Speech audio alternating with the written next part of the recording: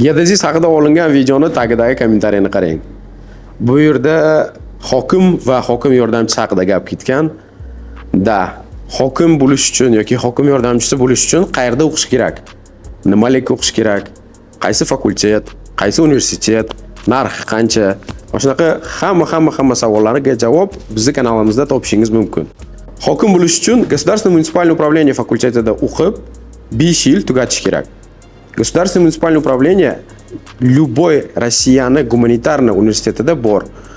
Ham zaochnisi, вечернisi, ochnisi, to'pi universitetlarda ham bor и arzon hamyonbop universitetlarda ham shu fakultet bor. Bu fakultet ko'proq kimlarga to'g'ri keladi? Aytaylik, yoshlar 30 dan o'tgan, biron joyda brigadir, prorab, boshqaruvchi, menejer, upravляющий, katta yuqori ishlarda ishlab, oddiy частный biznesda yurgan insonlarga to'g'ri keladi.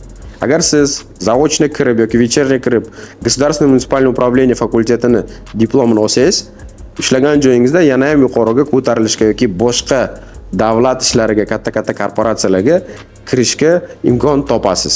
Nafaqat Rossiyada, balki O'zbekistonda ham. Endi o'zingiz qarang, bu fakultet haqida men bilmasdim, prosta bir obunachimiz yozgan kommentariyaga javob berishga harakat qildim. Bu yerda fakultetlar, universitetlar va kasblar haqida kontent bo'ladi. Agar siz Moskva yoki Piter shaharlarida bo'lsangiz, ofislarimizda bo'ladigan master-klasslarga kelib, kasblar, sizga qiziqtirgan yo'nalishlar haqida ko'proq ma'lumotlar olishingiz mumkin. Bu ma'lumotlarni sizga bizni ofisdagi menejer bolalar, yigitlar konsultatsiya qilib berishadi. Yakshanba, shanba kunlari men o'zim master-klasslarda mana shu insonlarning savollariga javob beraman. Boshqa shahardagilarga esa mana Telegram, WhatsApp hammasi chiqdi, murojaat qilinglar.